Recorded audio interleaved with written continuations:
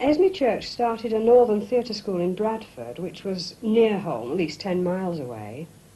And I remember going home, and it was in the Keighley News, you know, and I said, I would like to go there.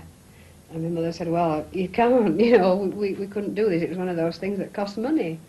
And how old were you then? I was 19, nearly 19. And she wasn't very well. And she'd been able to stop working because I was earning good money in the war, you know, sort of £5 a week, which was good money for somebody my age who were weaving parachutes. And anyway, I decided I would apply for an interview. We must have looked like nothing on earth, these two up-Cumdens, you know. We went to Bradford, and there was, I think, J.B. Priestley and all these people that I'd read about, you know, that were sitting there. And I daren't tell Miss Church that, of course, I couldn't come. I was just there to see whether I had any talent.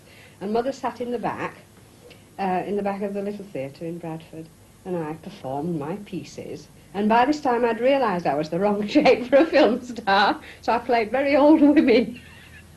Volumnia, I remember, and Miss Church sat there very patiently and offered me a place. And then I had to say, well, actually, and I didn't think it was cheeky at the time, you know, I can't come, I haven't any money. And a voice from the back of the theatre, it shook me rigid. My mother said, I've £75. And Miss Church turned round and she said, well, you know, we would accept you.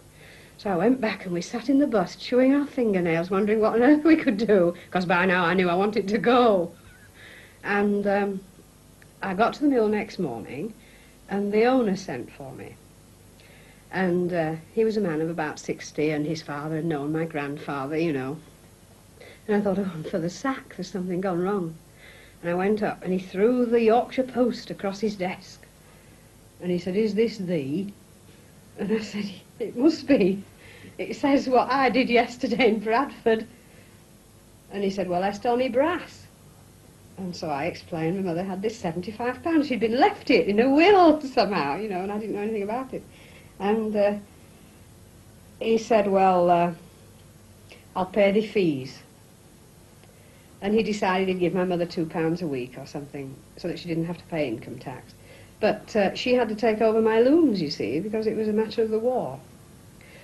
And he paid my fees. And his last words when I left were, and there'll be 3 looms waiting when that's finished. And I think one could go back, you know, and say, well, can I have them 3 looms because I've finished?